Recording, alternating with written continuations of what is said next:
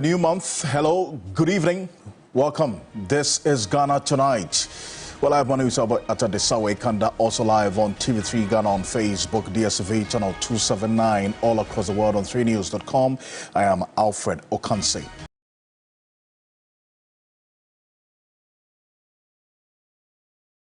Tonight, October 1, on Ghana Tonight, organized labor declares strike effective October 10 in support of the fight against illegal mining. Insisting government declares a state of emergency and bans small-scale mining. Is this a fair act?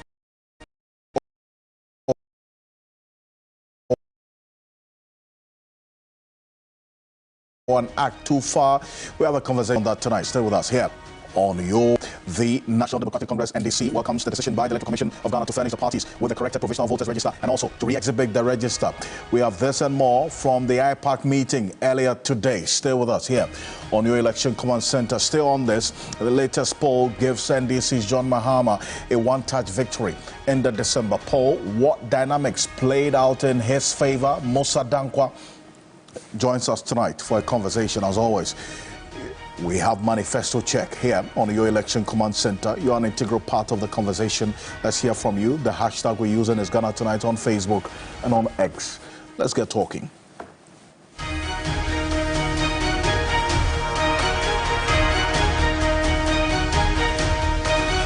Let's settle for Ghana Briefs.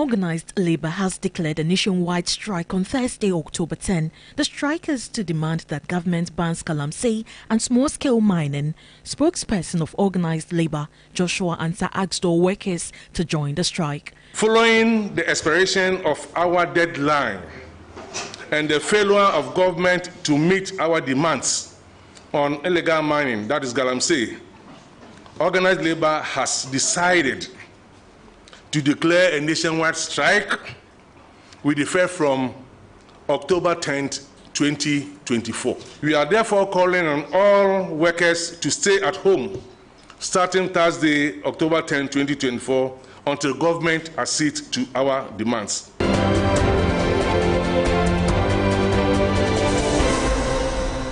Former National Security Minister Kofi Tobi has issued a strong warning to the government to refrain from intimidating Ghana's youth. He believes the recent arrest of Democracy Hub protesters was a tactic to silence young voices and express concern that innocent citizens are languishing in cells while Galamsey perpetrators roam free. Since the is that whatever we use one the young people of this country. The elections no nessa wakaya wanza manzamani bio na young people no wotu eguhonda. They are warning them that wabachire hon. But I can tell you, this year 2024 is not 2020. I am telling you, they try it. What they will see is something that they don't want to see.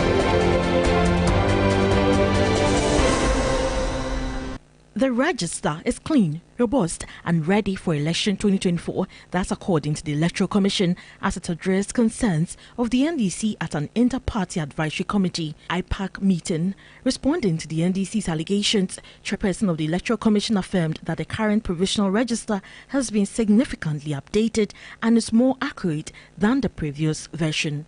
Over the last few weeks, the Commission has employed tried and tested legal and administrative processes to clean the provisional register and rid it of discrepancies as envisaged by the framers of the 1992 Constitution.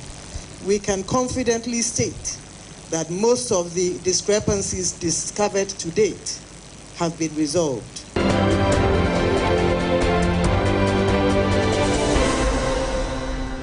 The NPP says the NDC has no legitimate grounds to return with complaints and anomalies following the Electoral Commission's latest presentation. Speaking after an inter-party advisory committee IPAC meeting, the General Secretary of the NPP dismissed the NDC's long-standing grievances, asserting that their claims against the voters' register have now been thoroughly debunked.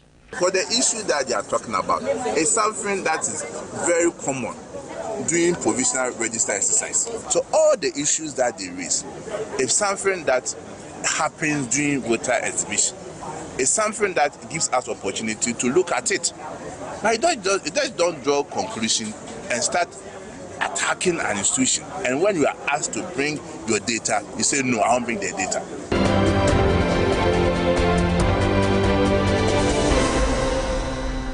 Presidential candidate of the NDC, John Mahama, has charged religious leaders to show interest in social political activities in the country. At a meeting to engage the clergy, he charged them to speak up about the events leading to the elections and after. I think that our clergy should get involved in the processes of the election. Nothing stops you from sending representatives as observers to the collation centers, to the polling stations to see how the count is going on. Nothing stops you from tallying the results yourself, putting in a tally system so that you can also tally the results, so that when there's controversy between us about what the results are, we will also be able to say, well, from the tally we got, we think that this is what's the exact result.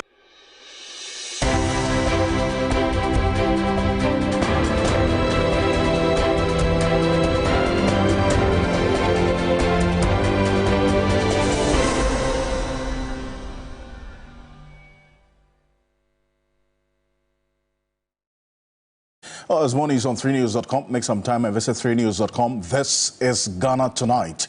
Coming up next, latest polls gives NDC's John Mahama a one-touch victory in the December poll. What dynamics really played out in his favor? Musa Dankwa, the Executive Director of Global Info Analytics, is going to be joining us for a conversation in a bit to, as it were, get into the issues and what went into this particular conclusion as we are seeing right now, and the matters at play, especially with some 73 days to election day, December 7. Today is October 1.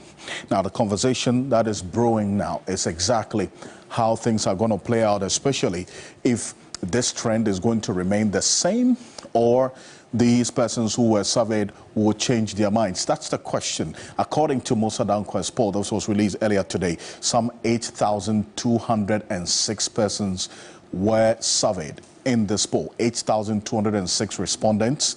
7,509 out of the 8,206 respondents in this poll answered all the questions. That's about 92% of the completion rate and the margin of error of about 1.49%. That's according to Musa Dankwa's document. Now, with this 8,206, they were spread across all the 16 regions. And he gave the breakdown as this, that in fact, the Greater Accra region had the highest number of respondents in this poll, and that's what you see displayed in this bar graph representation as we have it, followed by the Ashanti region, second highest with 1,373 of the respondents, and it follows in that order Eastern, Central, Western, and the Northern region follow in that order. In fact, the Northeast region had the lowest number of respondents in this poll with some 149 of them. And now that leads us to some of the questions that he asked these respondents.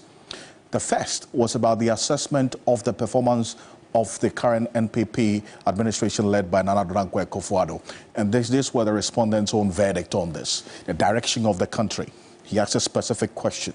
There are, in July this year, 63% of the respondents said the country was headed in the wrong direction. Fast forward to October 2024, 62% of the respondents say heading in the wrong direction, and 27% in July said the country is heading in the right direction.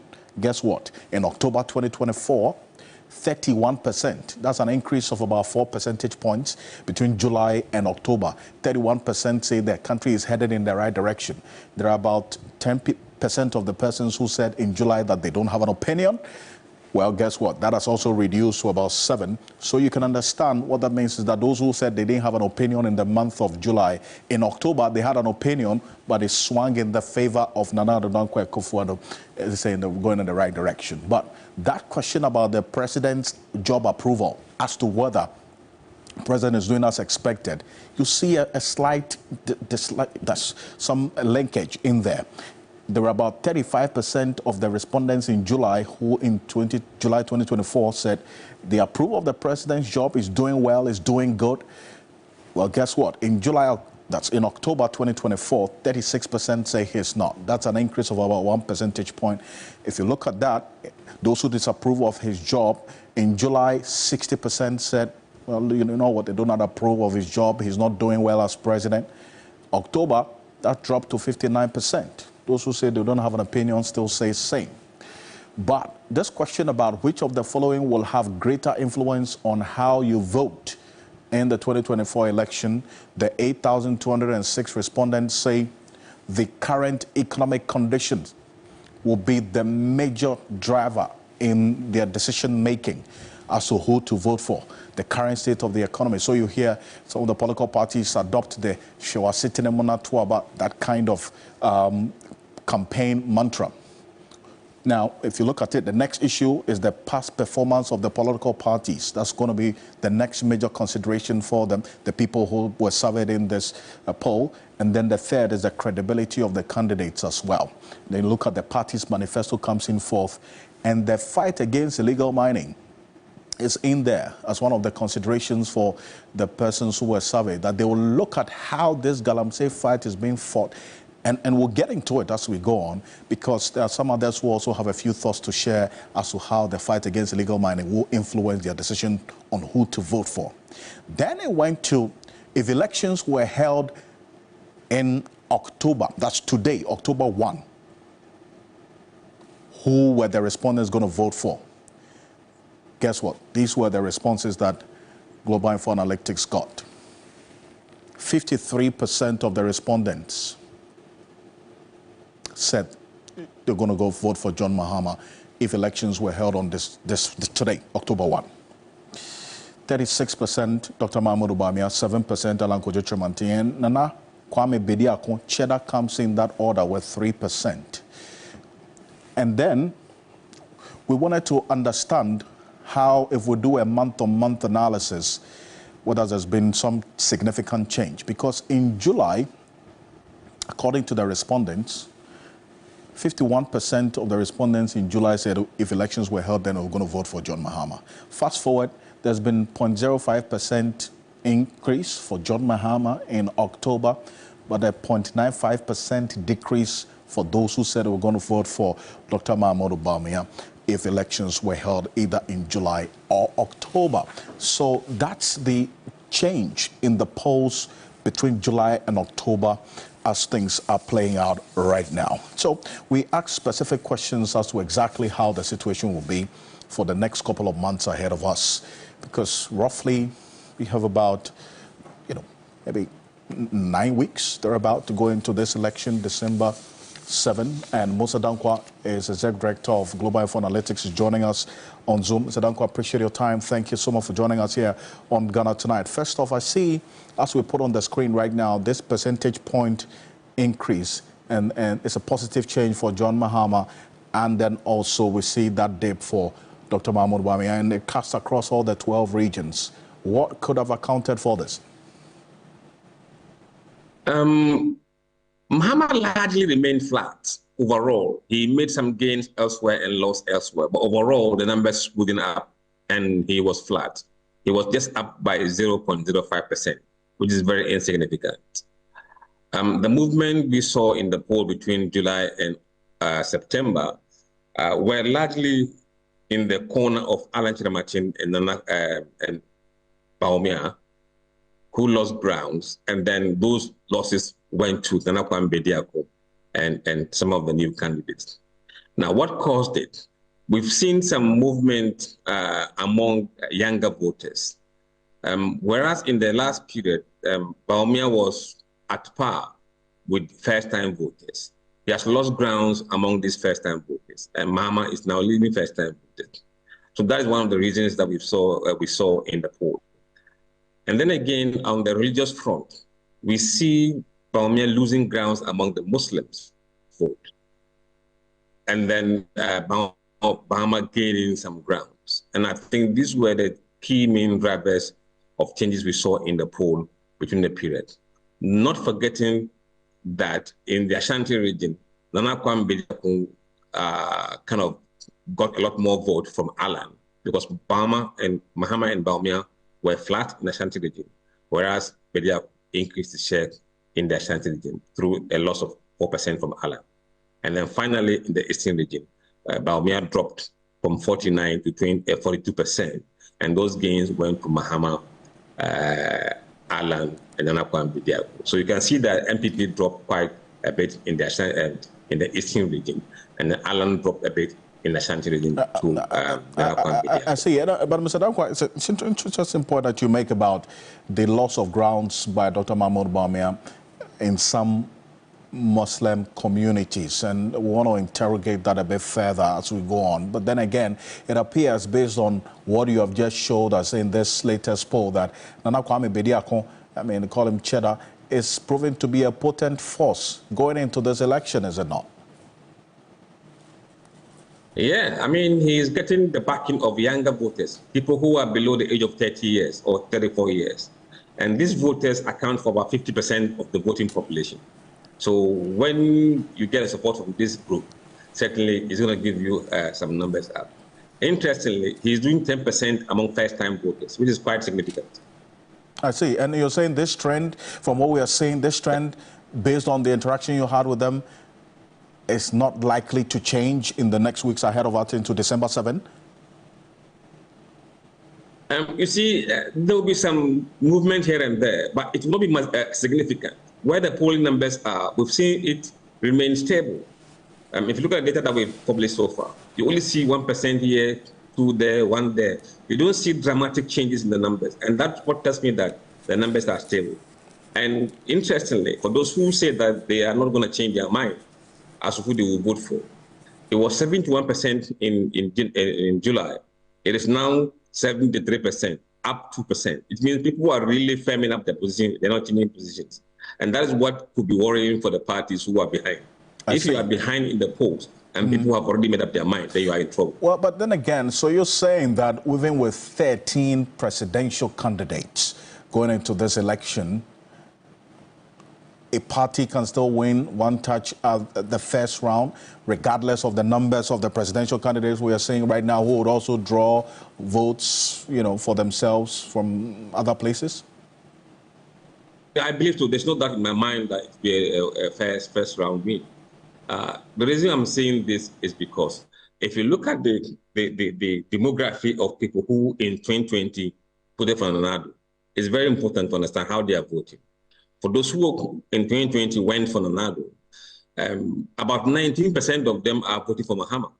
That's a switch of 19% among just those groups.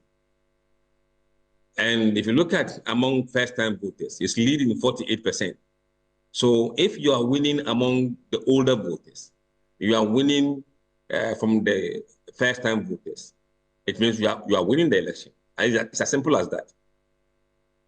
I see. And as simple as you look at it. But then again, I know that we understand there's going to be a last poll from you as well before December 7. We'll look at that and see whether there's going to be any significant change in the trends as we have it right now. Because between July and October, as you have just showed us, there was relatively insignificant change in the trends for especially the two leading political parties, and how Nana Kwame Bediako is also feeding in into the two parties, and especially Alan Chimantin's votes as well. And those parties as concerned, we'll take a look at how things are playing out. I appreciate your time. Musa Dankwa is Executive Director of Global Info Analytics and will remain your Election Command Center.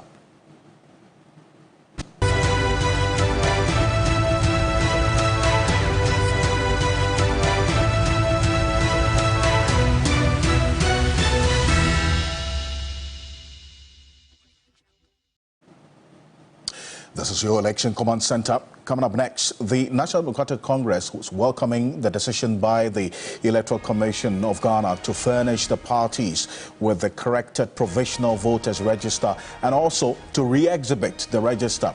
There's going to be more from this IPAC meeting held earlier today. And first off, let's hear from the chairperson of the Electoral Commission, Jane Adokwe-Mensah, who has reiterated the Commission's position that the current provisional register has been significantly updated and is more accurate than than the previous version. The Commission insists the register is clean, robust, and ready for election 2024. She said this in response to the NDC's concerns about the voters register at an inter-party advisory committee meeting earlier today. Take a look. I believe that as a commission, we have gone out of our way to address issues as and when they come, whether from political parties, whether from civil society, whether from stakeholders and the ordinary citizenry. We've addressed them at a forum that we instituted in 2020, the Let the Citizen Know Forum. The commission felt that it was in our interest to demystify the commission and to remove the cloaks of secrecy that had hitherto shrouded our operations. And so today, from A to Z, from registration to the declaration of results, all our processes are open to the public. And that is the beauty of our democracy. And that indeed should engender trust. Chair of the Electoral Commission, Jane Adokwa there, and talking about engendering trust, and then also the issues that she reiterates the point about the Commission addressing all the issues that the NDC had. Dr. Rashitanko Computer is going to be joining us in a bit. But one other matter that came up today, at least, based on the provisional voters register data as put out by the Electoral Commission earlier today, we do know the provisional data now that as of today, the valid voters on this provisional voters register, which the Electoral Commission has indicated is subject to continuous, validation and deletion and correction, 18,772,795 valid voters on this provisional voters register. Plus, females, a breakdown of it, females make up 9,600, that's 9,690,173. Males make up 9,082,622. So you have more females than males on the register, the provisional register as we have it. First-time voters, and take a look at this. The first-time voters, 708,282. That's for the provisional voters register data of the first-time voters. And that's why, if you're a political party, obviously, you're going to be looking at these first-time voters, and within the first-time voters, which of the demographics are young people as well, and how the messaging will influence this population of these first-time voters, the special voters, some people who are going to be voting before election day, December 7, and all this special voting, which will take place on December 1, all things being equal, 131,475 of the special voters, and you have persons who transfer their votes, and that's the subject of the NDC's major concerns as well. In fact, the MPP said they've also identified some errors based on the Electoral Commission data. The votes that were transferred during the period of the Electoral Commission's voter transfer period, 332,110, and proxy voters are those who have elected people, others, to have that right of voting for and on their behalf, 2,167. Based on the provisional voters register, this is the data that Electoral Commission put out earlier today. And as they've indicated, it's subject to the validation and correction over the period as we have it. But then again, the New Patriotic Party was at the IPAC meeting earlier today. They made a call to the NDC to make their errors available to the public for scrutiny as well. Here's Justin Kodia Frimpong, General Secretary of the MPP. It bestows on us, irrespective of our political device, to make sure that the peaceful country that we are enjoying remains same after December 7th.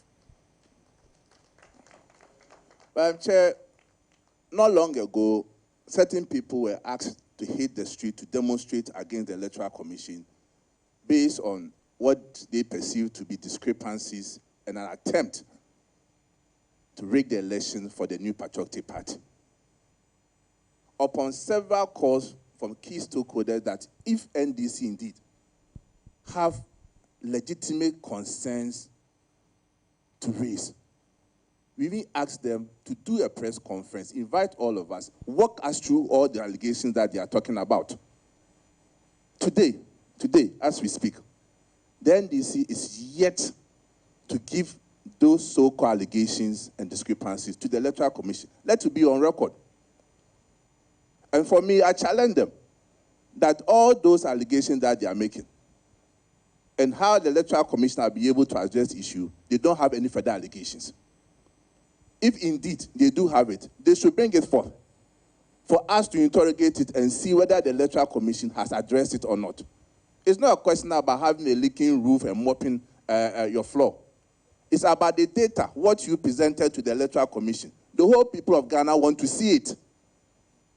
And that is the comment APC made, that even the request for forensic audit is needless at this point. That's the General Secretary of the MPP, Justin Kodia Frimpong there. Let's bring in Dr. Rashid Tanko Computer. He's the Deputy Director of IT and Elections for the NDC. Dr. Computer, good evening. Thank you for joining us here on Ghana Tonight.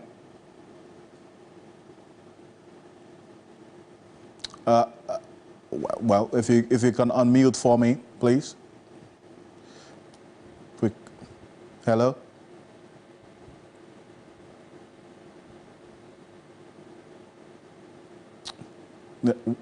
Well, we will rectify that connection to the audio of Dr. Rashid Tanko Computer. But the NDC put out the statement earlier, just about an hour ago. We got a copy of that press statement, and they've indicated a number of things. There was a functional executive committee meeting earlier today after that IPAC meeting. And take a look at this. These are the decisions they've reached after this FEC, that's the functional executive committee meeting. They deliberated and decided to accept the EC's promise to release to political parties the corrected and updated version of the 2024 Provisional Voters Register for scrutiny within 1 week as a timeline. Also, the functional executive further welcomed the decision by the Electoral Commission to re-exhibit the updated Provisional Voters Register. They, however, recommend that the re-exhibition exercise should be conducted online and offline at the exhibition centers. Also, the NDC demands a multi-stakeholder and inter-party examination of the IT system of the Electoral Commission with the aim of addressing the vulnerabilities that the EC itself has admitted to, which vulnerabilities led to several of the anomalies that have been raised. Plus, the functional executive also giving indication of what they want to do next, especially with respect to the matters that have been raised. And let's go back on to Zoom and see if we have a clear connection to Dr. Rashid Tanko Computer this time around. Dr. Computer, if you can hear me, good evening. Thank you so much for joining us here on Ghana Tonight.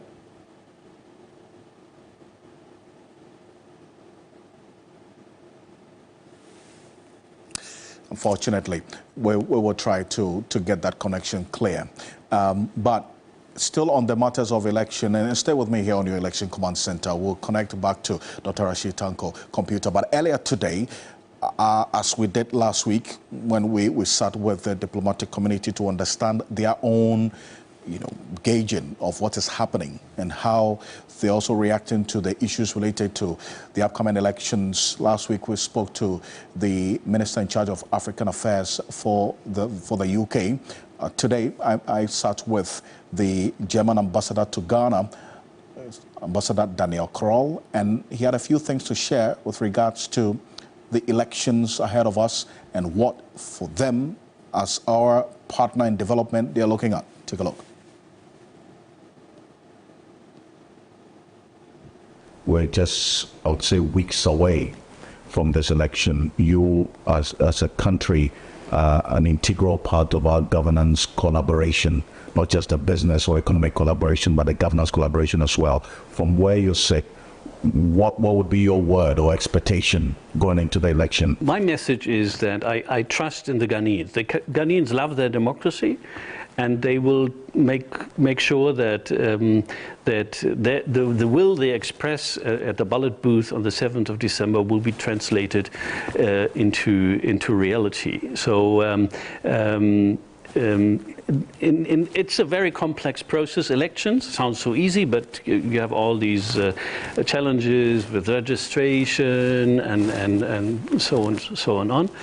But at the end, it depends on the decision makers, the voters, that they take good care that their vote is being reflected in the result. And I'm convinced Ghanaians love their democracy, and they want to see it to continue. They want to live in a safe country. They want to live freely, and so they will take. So you've been following the conversation about, the voters register and all of the expectations that the political parties have, is it not? Yes, yes. And as I said, it's a complex challenge in a country where you don't have a trusted register. We don't have this registration process in Germany, so we honestly cannot give you any advice how to do it best. So for me, it's very exciting to listen to the challenges that are related to this kind of setup. And but I understand that we are in the process, so there is of course talk about, and that the register is not yet final, and that there are adjustments necessary, needed, and there have been certain things detected, so they can be corrected. And so I think we are in the necessary fruitful process of setting up a register that reflects correctly the realities. That's the reality.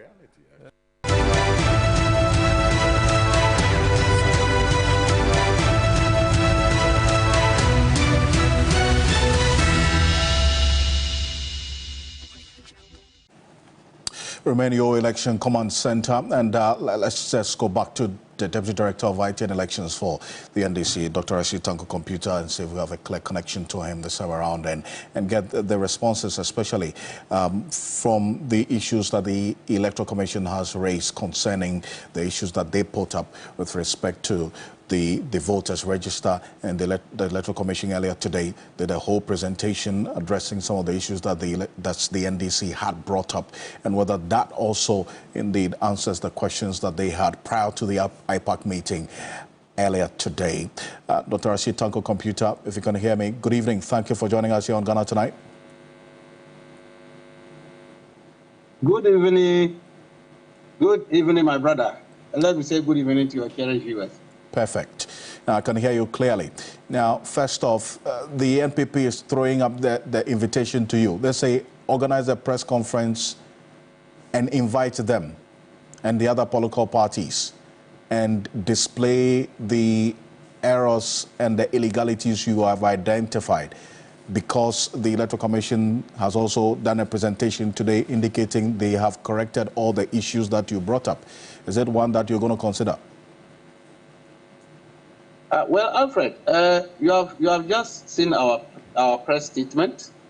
After our marathon IPAC meeting today, we deliberated on the IPAC meeting that we held today. And then so we went and held a FEC meeting to discuss the outcome of the IPAC, and we've issued a statement to that effect. So clearly, our position is spelled out in the statement that we issued this evening. But as to what the NPP is saying, just ignore them with the contempt, as if they were not at the IPAC meeting.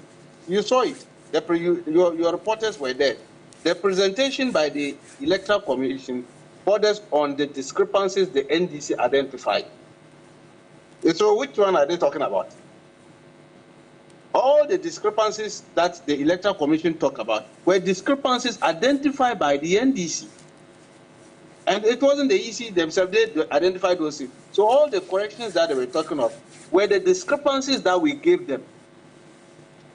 As if they were not listening. I don't know whether they were busy watching movies on their phones or what, when they were doing the presentation. Otherwise, the statement he made was an unfortunate statement.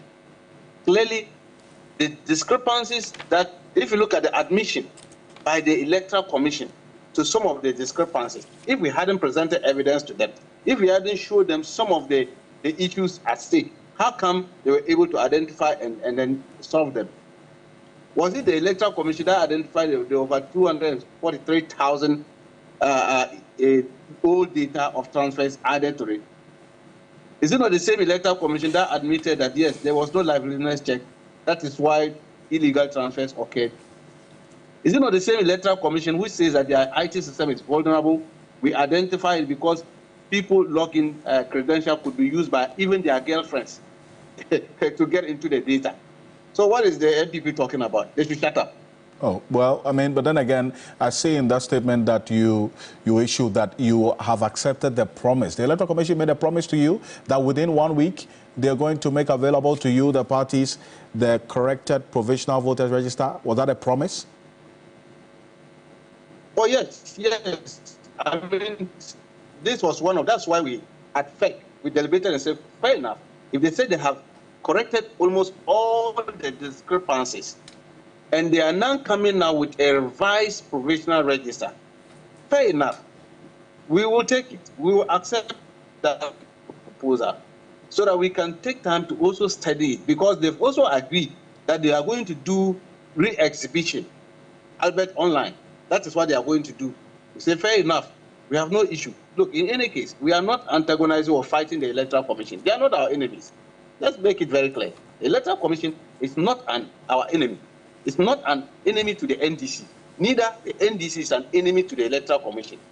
We are major stakeholders, but we want to make sure that the right things are done, and that is why we have taken this path. And this path we took is helping the Electoral Commission, and that is why they needed to even congratulate and commend the NDC for making sure that their back is properly covered with this. Otherwise, if we hadn't seen all this and allowed this, your guess would have been good as mine come December 7th, because an illegal president was going to be elected based on these discrepancies. Well, but I want to find out if that timeline of 1 week was actually mentioned by the EC, that within a week they'll make the corrected PVR available to you, the parties? Yes, he said, in fact, that was their statement. They said within a week they will make it available to us. And thank God, we already have our external draft for them. You remember when we made them on 6th September to have engagement with them about the discrepancies? We gave them our hard drive. And so we have our hard drive with them. As soon as they are ready, they load it for us. We'll take hold of it. We'll study it. And that is why we are saying, there are two issues that we are dealing with. Apart from the register, we are also talking of their IT system. Right. And they agree. And I was coming to that. You said they agreed that they're going to give you access to their IT system, the back end, the protocols, everything? No. No. I'm saying that they agree that their IT system is vulnerable because there was no liveliness check, and that login credentials of officers could be used by others to manipulate the data without even their knowledge. All these things put together strengthen our position that there's a need to look at the IT system. And you see that in our statement, we are saying that there's a need to have a sector CEOs and political parties to come together to come and look at the IT system of the Electoral Commission. I mean, if you look at our statement, we've put it in there. I see, but then we think that there's something wrong with the IT system. Right, but even with that online re-exhibition, you say you want it offline as well at the registration centers. Did they agree to that? Yeah, we are recommending to them. Yeah, we are recommending to them. At that point, they indicated that they wanted to do it online. Yes. Exhibition. But we thought that it's prudent if they can go offline as well. It's the recommendation we are giving to them. All right. Look, clearly, what stops you from doing the offline as well? You can send down some of the printed documents so that people can see it. But nonetheless, as a political party, we will take it, we will go and study it when they give it to us. I appreciate your time. Thank you for joining us here. Dr. Rashid Tanko Computer is Deputy Director of IT and Elections for the NDC. We remain your election command center as we count down to December 7 presidential and parliamentary elections across all media journal platforms. But away from issues of elections coming up next, but then again, it still has some tendencies within the election. The organized labor clearly have made their point They have declared a strike effective October 10 in support of the fight against illegal mining, insisting government declares a state of emergency and bans small-scale mining. Is this a fair act? Well, that's a question that some persons associated to government are asking, but Joshua Ansah, the Secretary General of the TUC, was very clear in his words today at that press conference earlier. Take a look. Following the expiration of our deadline and the failure of government to meet our demands on illegal mining, that is Galamsey, organized labor has decided to declare a nationwide strike with effect from October 10th, 2024. We are therefore calling on all workers to stay at home starting Thursday, October 10, 2024, until government accedes to our demands.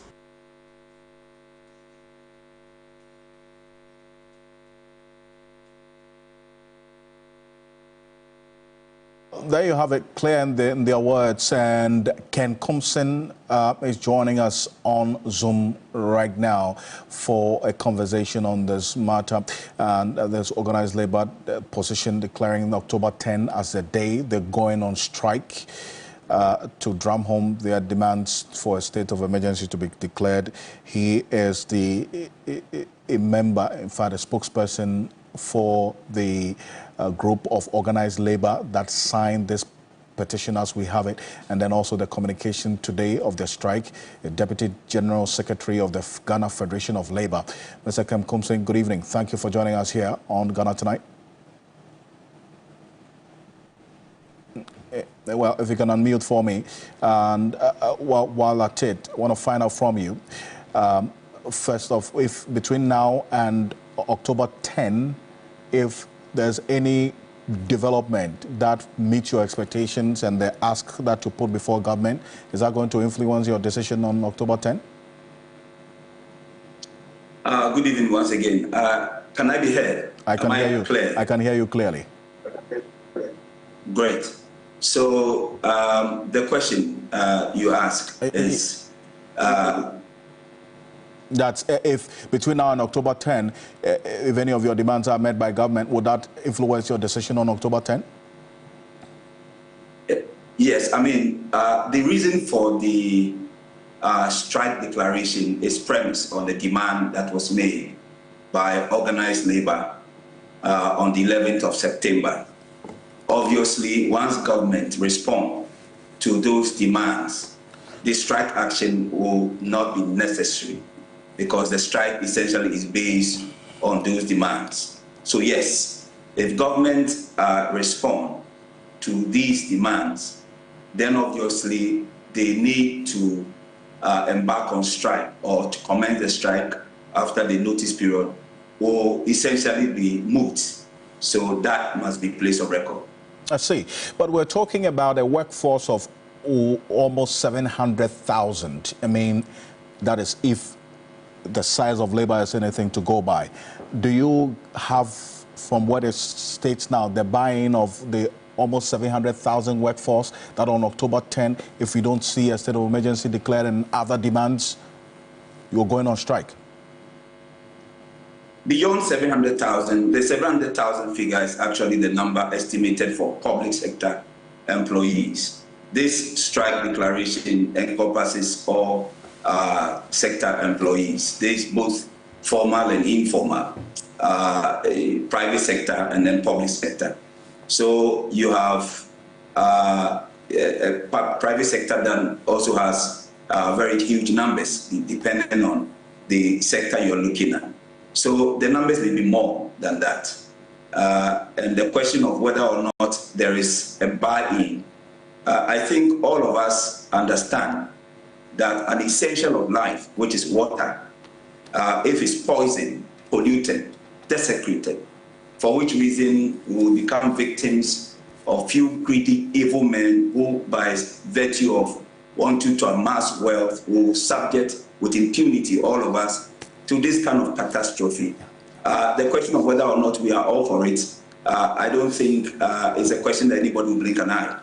Overwhelmingly, every Ghanaian whether employed or unemployed, recognizes that water is an essential of life. And if Ghana Water Company on the 30th of August communicated unequivocally that if measures are not taken to reverse the trend, Ghana in the next 6 years may have no option or choice than to import water. The question that arises is how many Ghanaians have what it takes to import water? How many Ghanaians can afford to import water from overseas?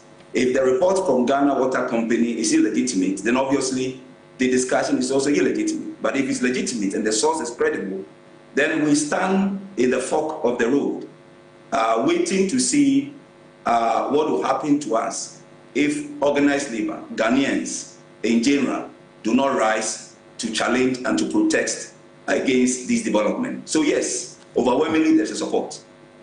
Mr. Commission, I appreciate your time on this one, and we'll count down to October 10, which is just some 9 days away from today. Thank you. Thank you. Ken Commission is Deputy General Secretary of the Ghana Federation of Labour, also with the Trade Union Congress. And staying on this matter, let's get into our Young Voters' Voices segment.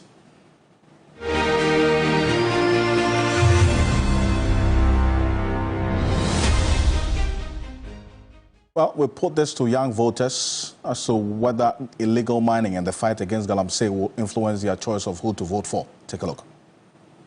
I mean, concerning the Galamsey and then voting. Now, if I vote for you and I don't get a clean water to drink, what is the essence of me voting for you? You understand me? So, if this Galamsey issue is not solved, I don't think me particularly, I will vote. So I say in soon. So I are not yet and soon see no ma. You be yare. With the Galamsey issue, I think it's a national issue. It will affect the way that we are voting. But looking on the both sides of the political parties, I mean, none of them is saying anything about it, both parties.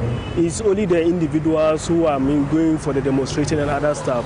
So for the both parties, they know what they are doing. It's like when they say it, they are thinking that it will affect their vote. So if you look on both parties, I mean all the parties, no one is talking about it. It will be part of the reason why I vote, because it's something that is affecting us. I mean, our generation, I mean, they will suffer. Me as a citizen, I am not healthy. I am not getting good water to drink. How am I going to vote? If my health condition is not in a good state, how will I be able to go to the poll station to go and cast my vote? So it will be. For now, looking at some statement made by the president saying that he is going to put his presidency on the line to fight for Galamsey, which I don't think he has really done that. So for now, if I'm going to vote, it's going to be a factor. Looking at how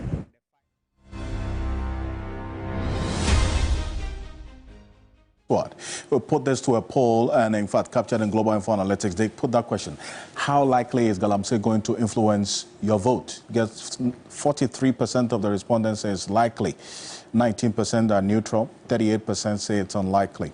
Well, we'll leave it to you as well. Remain your election command center. After this quick break, we have Manifesto check coming up. Stay with us.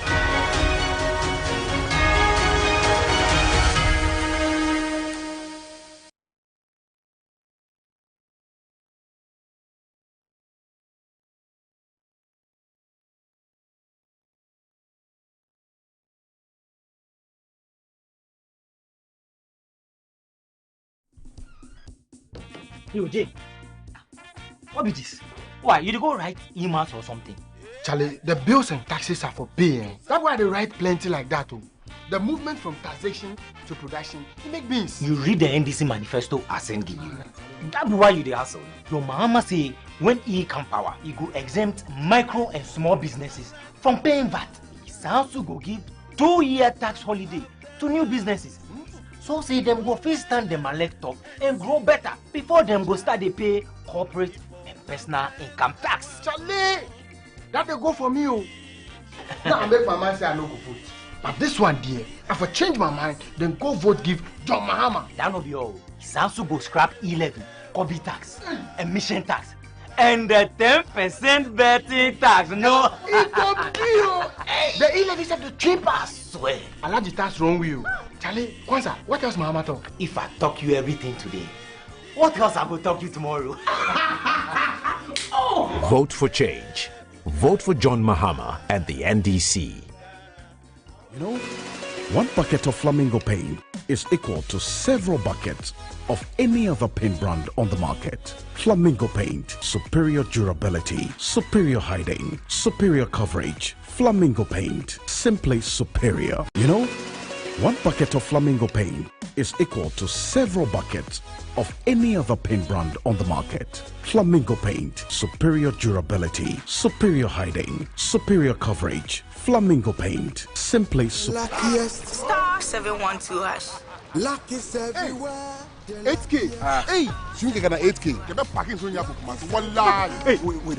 You can put it on his tab. This is my man. Good luck. Hey, so, ready. We are star 712. It's put your phone. I'm on dialing the magic numbers. Star 712. Now welcome to the luckiest. And now with me at ticket. You can buy for yourself or your loved one. Mommy, tell mommy who's here. You're buying for me, right? Or who else? Oh. Let me choose buy tickets for others. Love you, boo boo. No, maybe straight to option 4. Now we tell you need to buy tickets worth 50 Ghana to qualify. Yes, you can buy random or preferred tickets. I'm choosing random tickets. Listen, if you buy the random ticket, the system chooses a random number for you. But if you buy the preferred, you get to input your own preferred 5 digits. 5. Baby, give me your 5 numbers. And how much are we buying? Babe, look at the body and buy you. With your body, Hey, there, tread cautiously. Now follow the prompts and confirm. Now the luckiest. The luckiest is regulated by the NLA on the Caritas platform, not for persons below 18 years. TNCs apply. Everybody knows Acrobato. And if you know Acrobato, it means you know M-Punch Homeopathic Clinic. M-Punch Homeopathic Clinic is my pillar. Let's hear what others are saying about M-Punch Homeopathic Clinic. Who will be careful M-Punch one? Chesena me ankasa me period no say problems wom ntina ma wo ho idea ma me papa chesena nya asem ketewa na me coin point no mo hwe me modem no mo hwe bibia na so mo meduro me fire no ene ma won kra me enu kofro kwa na mkwan mu a eba and everything yourself me ma me no adwodwo eda ho a wontumi nante ene ne ko end point o mama nuru a ene ne ho idea watimi asori anante. That's end point for you. Ofakrabato hello hey ohwehwe what chair okay a free bra wo di end point wa dance am me call you no me Johnson sema na enkoyie empaso na my emre nyina na magina sebema na me no be fie for there e ho na nyina jaresa. You heard everything. I have secret. M-Punch is my secret. M-Punch Homeopathic Clinic. I'm free. Money by brand ya pa fata sa so twie we asi me sia na me 200 Ghana ko dwa so sister buy na nya 5 cedis and 40 Ghana ai je container ya 40 to 50 pesos and not 20 Ghana. And adanchiri olonka do 30 Ghana. Adai, o my be money away. Oh, so kasa, me hwe udin. Hwa, dokura me di 20 Ghana. Ah me pay kura me nyi 15 Ghana cedi a day. O ma be na ewo mi, ya koye anate ye san bai. Hwa, enye duane bo nko an ekosoro. John Dramani Mahama time. Smith 1 bag. Ne ye 24 Ghana cedis. Me nko to Smith 1 bag a you see, 108 cities. Iron Ross, you better on saying. It is to say, who see Diana? Saying, and I'll be saying, John Dramani Mahama Bama Gia. You be wo. Ya be bian fa ho akom be kuyen yo. Akom ne de enkuyen. You be fa ye ho adwen pa. Na MPP aban. Wa die hwemo ankasa. Me de menim wo haw. Na me de mehwe masetirem na mato ababa. Ene sa na tie de a. Eye akufu ade ne ni ba wo mi a. Nyame ya dom ne se December 7 dura ye be tuo ma se de YouTube ye be tu ankasa hwe wasit ne moto abapa e de sakra ya papa beba wa brabo mu to abama John Mahama ne NDC.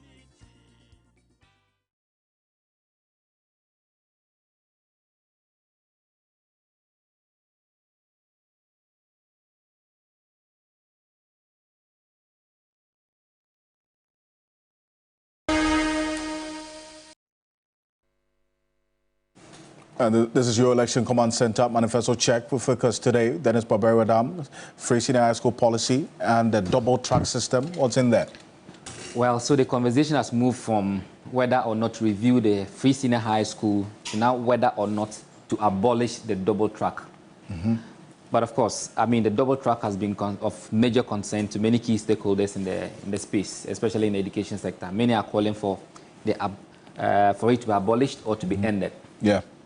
But something interesting happened over the weekend. Let's listen to the education minister when he made a comment about the double track system as it stands and what the implications will be if it is ended. Then we get into the books of the manifestos of the parties to see what is in there. Let's listen to the minister first.